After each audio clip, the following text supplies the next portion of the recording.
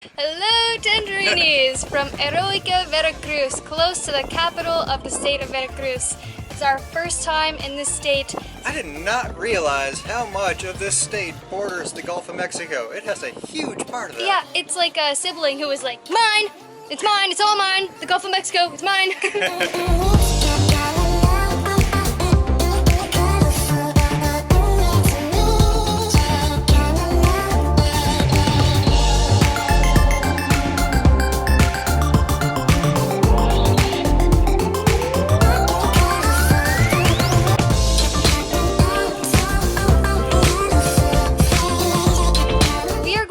For exactly 1 week. We're staying in the very desirable Boca del Rio area, or well, a little bit north of that, so slightly less desirable in that area, but we're gonna make the best of it. We are currently standing in front of this lovely beach in the Heroica Veracruz main central historic area, sorry. We've spent about this past 6 weeks at about 6,000 feet above sea level. And now we are approximately 6 inches above sea level. Yes! But not for long. Oh yeah, you'll find out though, we'll tell you, coming up.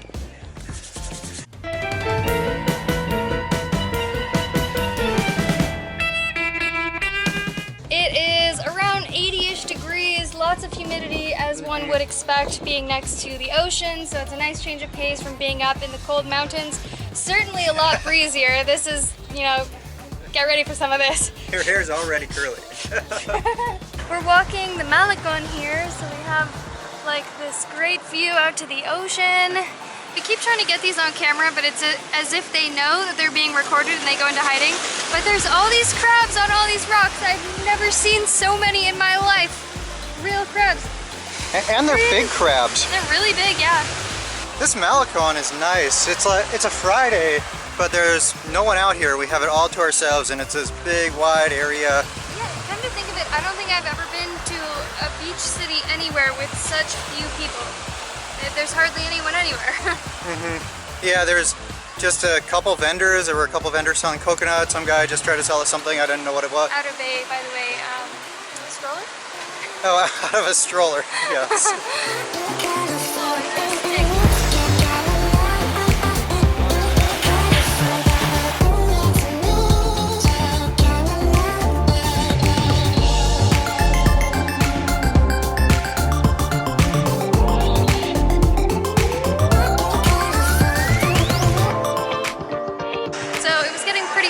Just be walking around in the sun.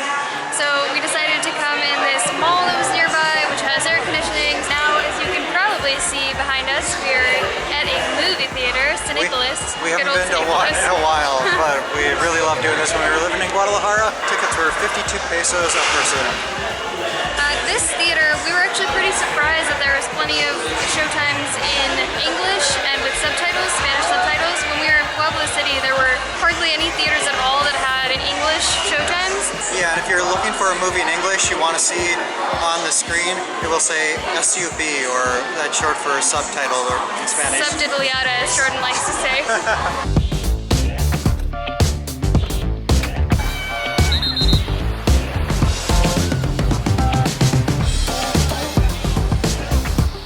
We're in Heroica Veracruz right now, and this is pretty close to the Centro, but it's right next to the very popular aquarium, which will be going right after this. And where did we just book? We just booked a place, I'm so excited, for a week in San Cristobal de las Casas. And that is in the state of Chiapas. It'll be our first time there, and it's highly, highly, highly recommended. So yesterday we were kind of thinking that Veracruz, at least the beaches, well actually a lot of places, were somewhat of abandoned, or maybe they used to be touristy, but there's nothing really here. This beach, on the other hand, this is where people come to swim and hang out, and there's all the vendors you could ever desire with clothes and swimsuits and things to eat and people trying to get you to eat at their restaurant. So I think it would have been better if we stayed in this side of town. Most people on the beach here though use water shoes because we have seen glass, and there's lots of shells. Everywhere. That would not feel good. Being being Girl Scouts for over 13 years taught me a lot of very valuable life lessons, 2 of which are leave no trace and leave a place better than when you found it. So although we're not contributing to this glass being on the beach, if we're walking by and we see it, we're gonna pick it up, put it in a bag, and throw it away. Yeah, before coming to Mexico, I spent a ton of time on Facebook groups, and one time I read this story of this lady who moved to a beach town and she loved it, but the only thing she didn't like was that there was always a bunch of trash on the beach. So every morning when she went for a walk, she would take a trash bag with her and pick up all the trash along the way. And at first, people looked at her like she was weird, but even just after a few days, other people were doing it too, and within a couple weeks, the beach was totally clean. What difference one person can make. So we're heading to the aquarium now. It costs 135 pesos. So let's see what one of the biggest attractions in Veracruz is like.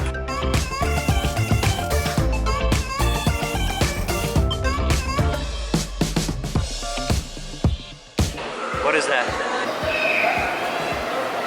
It's a water dog.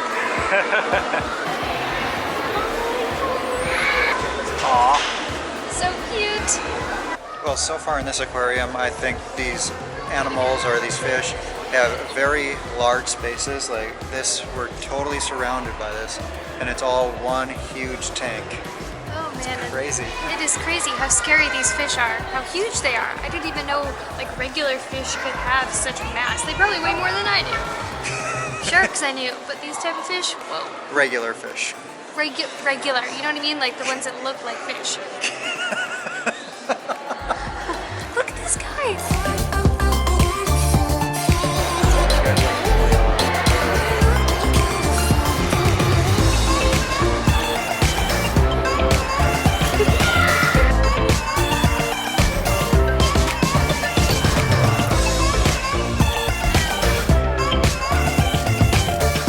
So we're looking at the dolphins now. This is the outdoor part of this aquarium, and they're doing a bunch of tricks, and I think the dolphin stuff is cool, but then hearing the kids go, ooh, ah, it's really adorable.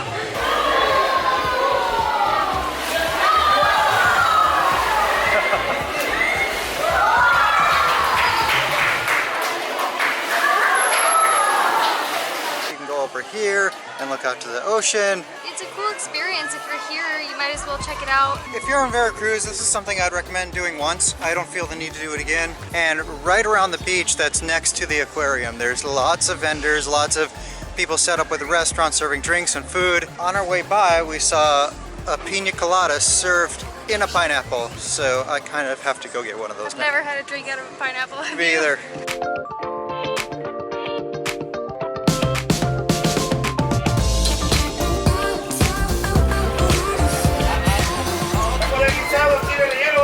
Thanks for watching our video up to this point. We're not quite done yet, but if you haven't already, please subscribe to our channel.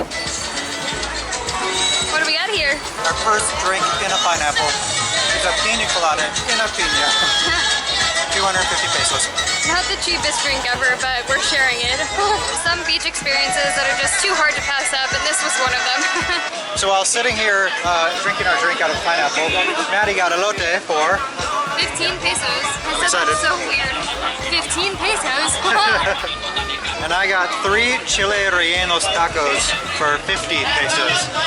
So right now, we are walking around our neighborhood, taking this hyper-energetic lady for a walk, and to go to the beach.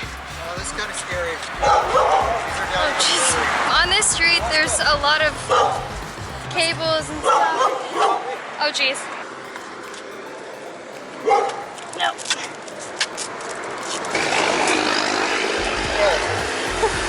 Anyway. Ah! Oh my gosh! I'm trying to show you Alaska while telling you this. You guys always want to see her. The Airbnb we're staying at is really nice in this area, and it's only a block away from the beach. And there we have it. Right in front of us is the ocean.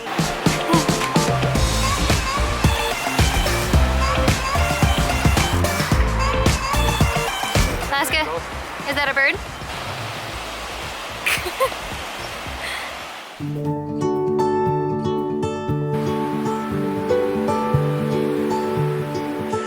right now we're at this breakfast restaurant in Boca del Rio. This is right on the end of the Boca del Rio Malecon with a great view out to the sea. I got a shrimp omelet for 80 pesos. Maddie got huevos al gusto for 65 pesos. This is the best deal we found in the whole city. We've found the city to be quite expensive, especially considering there's not really any tourism here. Maybe it's kind of similar to Monterey in that there's like a lot of industry there and the prices are pretty high. Well, here this is a big port city. What do you think? Yeah, I don't get why the prices are so high, but they are. And we're not, obviously, there's like seafood stuff. Jordan got a camarón omelet. We're not talking about seafood because obviously that's going to be more expensive no matter where you go. But just your average thing, like huevos al gusto or coffee or, I don't know, prices at Oxxo even, they're all higher. So it's super weird considering there's like no foreigners here. There's not like beach resorts that are drawing a lot of people that are spending money and all that, so it seems pretty strange to me. But for the most part, it seems to be run down in a lot of places. There aren't a lot of parts of the city that are really revitalized. Yeah, revitalized. It's almost like it used to be a thriving city, and then something happened, we don't know what, but just the money dried up, tourism dried up, everything dried up, and therefore things are just deteriorating over time. Yeah, we don't know what the story is. If you know, please fill us in. But we're going to enjoy our breakfast and this gorgeous view. By the way, my picada? I think it's picada. Picada. It's missing sauce because that had onion, so they made it with just tomato on the base. But this is like Veracruz's version of a sope, I think. Maybe it's the same thing with just a regionally different name. Yes, that's one way to eat it. How are you supposed to eat it? I don't know, with a fork and a knife. We're trying to try as much food like that as possible. I also tried consomé, which is like a soup, and that was super good as well. Super good? Super good. So, whenever we go to a new city, and whatever video we make, we want you guys to know that we're the channel that tells it like it is. We tell you the honest stuff, the real stuff, because that's life and that's reality, and we're not going to tell you all the rosy stuff, all the rainbows and sunshine. Well, we are going to tell you that, but not just that. But we deal with a dilemma when we go to a city that we aren't super fond of, because we don't want to offend people who live here and this is their city that they love so much and they just want to show it to the world because they're proud of it. But we also don't want to lie and say like, this is the greatest city ever, when it's not. Ooh. A full sand dollar! So there's broken We're rich! There's broken ones all over the beach, but we finally found a whole one. So what are your thoughts? You know what, I don't know what to think of it. I feel like something happened with the city after there might have been a thriving tourism industry in the past. But now, today, there's lots of buildings that used to look really nice that are completely abandoned. Or buildings that were like high-rises or hotels that were started, but then they didn't finish it. And we saw the port yesterday, and the port is still clearly thriving. There's tons of ships out here. There's ships that wait out here, and they have to wait for their turn in the port. I'm not sure how that works, but it seems like they're waiting for days. But yeah, there's still quite a bit of money here. It's an expensive city. We're double rich. So we say this, we're shocked. We get so shocked when we go to new cities. There really are things that shock us, but here, I wasn't expecting this city. A lot of aspects about Veracruz weren't expecting any of that. And I'm not expecting this wave to get me, no! Veracruz brings back some really good memories for me because there's crabs all over the place. Back when I was younger, my family went on this vacation in Florida and I had to get a crab net and a crab bucket, and I spent pretty much the entire vacation on the beach catching crabs. I taught Maddie this game last night. Except no net and no crab bucket, so we didn't catch anything. We were just chasing them into their holes. And Laska, when she saw the crabs, she was freaking out. She had to have the crabs. Now we're walking on the Boca del Rio Malecon, and we were told that this is the nicer part of town. There's a mall on the far side of the Rio. The Malecon itself is really, really nice. Still, like, for this being the nicer side of town, there are nicer buildings, but you still have those abandoned spots mixed in. Like, pretty much every place could use a fresh coat of paint, that kind of things. Lots of places for rent and sale. Yes, tons of places for rent and sale. It's just, I'm just thoroughly baffled by this city. There are tons of other places in Veracruz that we would really love to see, like Pueblos Mágicos that we didn't get to go to. We did stop by, what was it called? Corizaba on the way here, but Lasco was in the car. We had all our stuff, so we couldn't really like take a look around or anything. But there's plenty of other places that I would be delighted to explore, but this city... Would you come back? I mean, there's so many places in Mexico that I want to see. If I did, it'd probably be a while, but Veracruz, the state of Veracruz, has a ton of shoreline along the Gulf of Mexico. So much. I'm sure there's tons of great beaches here in the state. So the more we drive and walk around the city, the more I'm questioning if there's something that happened with the real estate market, both commercial and residential. We're seeing tons of for rent, for sale signs on buildings, a bunch of abandoned construction projects, like buildings they built halfway and look to have stopped working on altogether. I know that's not uncommon in Mexico for that to happen because there's usually limited financing and it's all financed with cash, but there's a ton of it going on here. So my guess is there was pretty recently a real estate crash here and they're just starting to recover from it, but I don't know, I can only find out so much in just a few days. And this is without talking to anyone, these are just personal observations. So can you give the folks at home your final thoughts on Veracruz? Okay, so this might not be our favorite city ever in the world, but what I can say is that the people here, everyone that we've interacted with, are super nice, polite, helpful, pleasant.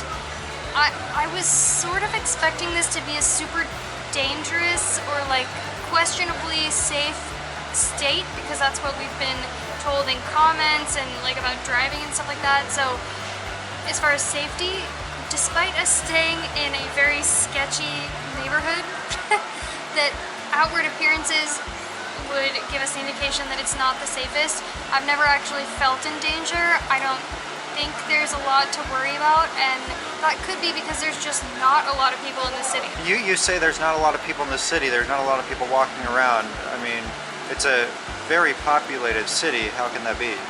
Yeah, tell me. Help. How? I don't know.